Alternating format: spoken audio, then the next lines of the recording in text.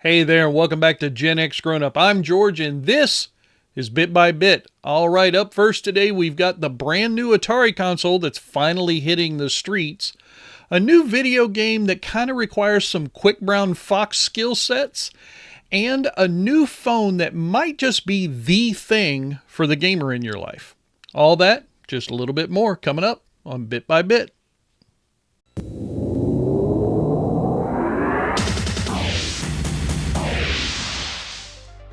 All right, coming up first from your friends at GenXGrownUp.com. Boy, it's been a long time since I did that little intro. We've got an article all about the Atari 2600 Plus Pac-Man edition. But before we go into it, see this little button right over here, ladies and gentlemen? Subscribe to GXG Insider. If you guys wouldn't mind heading over to our website, the link to this article will be down in the description below this video.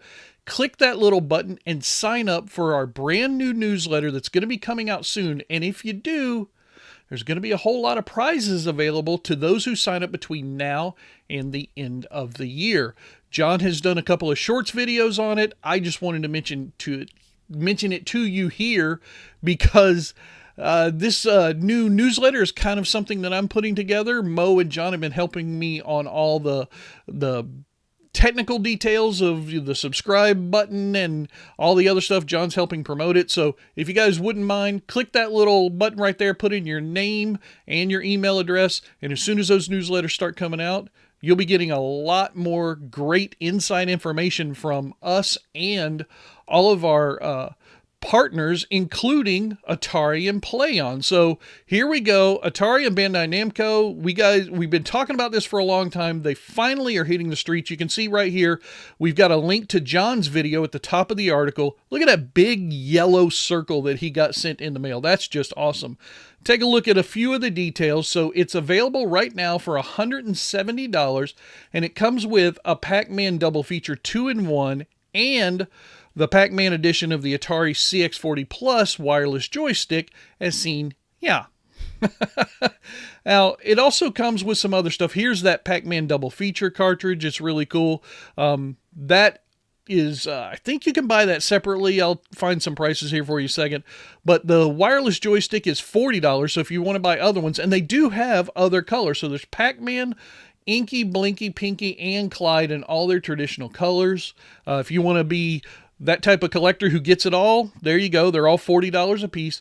There's also this high score collection, which includes Dig Dug, the double feature cartridge, Xevious, and Galaga, ladies and gentlemen. Let's see, that high score collection will cost $139.99, so $140. Standard edition of the cartridges for all four games are separate for $32.99, so $33. That's not a bad price for brand new carts these days. And boy, those boxes are beautiful. I love that collection box. I think we saw that. No, we saw something else at PRGE. But anyway, it's really fun. There's a whole lot more information here, including a link right down here where you can go visit their website to purchase your 2600 Plus edition. I know people have been talking about it on Discord lately. I know there's some delays on a couple of the cartridge-only purchases, but the Pac-Man editions themselves, the console, I believe they're shipping on time. Anyway, check out this article. Link down in the description below.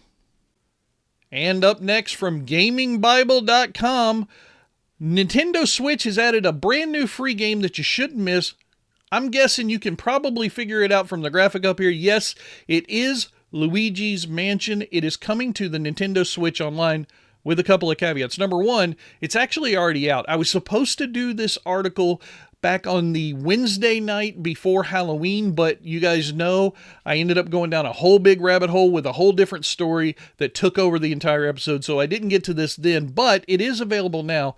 However, like I said, with a caveat, it's only available to the people who are on the Nintendo Switch 2. So if you have a Nintendo Switch like I do, unfortunately, you're not going to be able to play this game through that Nintendo Switch Online Plus expansion pack. That's a little bit sad, but according to the article, they think it's because that the GameCube games require a little bit more horsepower. I'm just kind of curious about that. The Nintendo Switch is a lot newer than the GameCube, so shouldn't it have enough power to emulate GameCube games? You think that would have been something that the designers would have built in, especially considering I'm sure they knew they were going to put out this Switch Online stuff at some point. Anyway, I'm just kind of curious why it won't play, but apparently it's not available unless you have a Nintendo Switch 2. So, very fun game, Luigi's Mansion from the original GameCube. Head over to your Switch 2 store and play it through the Switch Online expansion pack if you dare. Okay, here's a bit that I'm super excited about from bleedingcool.com. A new game called Keys of Fury has been recently announced.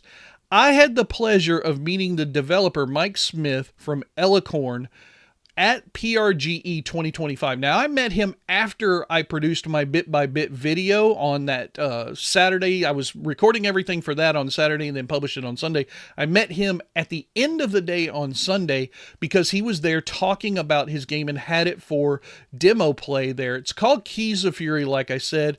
We've got some a little bit of an article summary up here. It's going to launch on Steam at the end of November.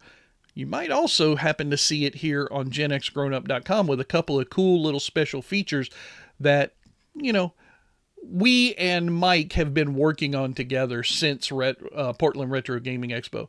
You get to play as Taiping, battle robots, ninjas, wild bosses, retro late 1800s city setting, story and arcade modes, which is very cool. Fully customizable experience, so there's going to be a lot of modding opportunities for this game, which I think will endear it to a lot of fans. Now, in the intro, I said Quick Brown Fox skills, and that's because this game is set up exactly like Typing of the Dead. So if you remember that game from the early 2000s, you just used a keyboard, no mouse, no joystick or anything, and you literally would just type the words that were on top of zombies, dead things that were coming at you to kill them. Well, Keys of Fury is a very similar game to that. It's built in that same motif.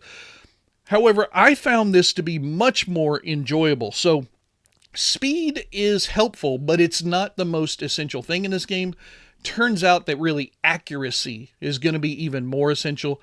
I had a blast playing this. I've downloaded the demo through Steam. If you haven't done that already, when I've talked about it over on our podcast recently, please go wishlist this game as soon as you can. The more wish lists that Elicorn and Mike get on this game, the better chance it has to be seen by other gamers. And trust me, this is a game that deserves to be seen by other gamers. And it's going to be really cheap. I've tried to convince Mike to sell it for more, but I think he's only going to list it at like $5. So, I mean, it's a really, really good deal for a very fun game with a lot of added features and stuff. So let's get to it. Story: battle through robots, ninjas, vegetable vendors, and engage in witty banter as you fight your way to victory. Great tongue-in-cheek stuff in this game. It was a lot of fun. Arcade: disengage from a narrative combat and jump into a variety of unexpected scenarios. Upgrading Taiping's abilities between each round. Very, very cool. Modding: create your own levels with easily accessible modding capabilities. Drop in your own words lists, dialogue trees, level designs, music, animations, and art. So, yeah, if you're a person who likes to mod games, this is for you. If you're a person who wants to up your typing skills, this is a game for you. If you're somebody who just likes retro gaming, Keys of Fury is absolutely for you. Okay, just a quick little bit from Gematsu.com. The Telenet Shooting Collection is coming to the PC through Steam on November 10th. Now, these are those top-down, multi-bullet kind of games. There's a cool little trailer down here that you can watch here on YouTube to show you what the game looked like. They came out originally in 1990 and 92. There's 4 games in the collection. Each one is going to be available for $4.99.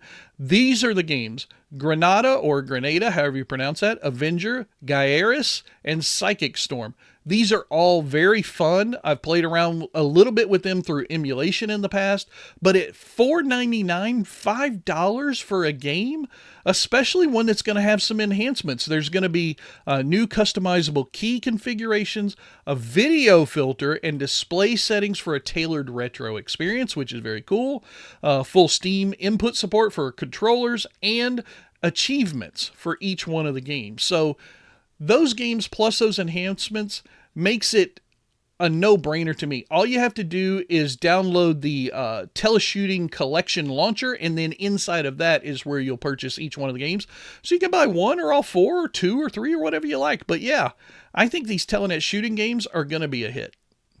And finally, up today from AndroidHeadlines.com, Ayaneo has a new phone that they're coming out with. Ladies and gentlemen, this is not just a handheld gaming device. It's going to be a fully fleshed out phone.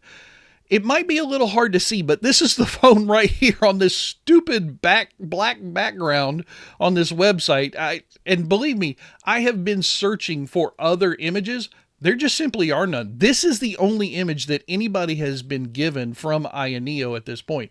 We don't know anything about cost or release date or anything, but we do know it's probably going to have some physical trigger buttons and maybe have a sliding feature. So I think it'll be really interesting to see how this first product of its category does, because if people like this Ayaneo phone, and it's, I'm assuming it's going to be available on all the major carriers, like AT&T and Verizon and T-Mobile and all the different people. But to have a phone with LNR shoulder triggers when it's held horizontally, it really seems like that could be something that might make gamers go crazy, especially knowing that they don't have to put extra add-ons or a case or anything like that in order to be able to play some of their favorite retro games on a phone as one single device. All right, that's going to wrap it up for another edition of Bit by Bit. Thank you guys so much for sticking around to the end, and I will see you guys next time. Bye-bye. That's going to do it for the news making headlines in the gaming world right now. I am George, and if you want to see more, hit that subscribe button, and I'll keep on bringing you the news bit by bit.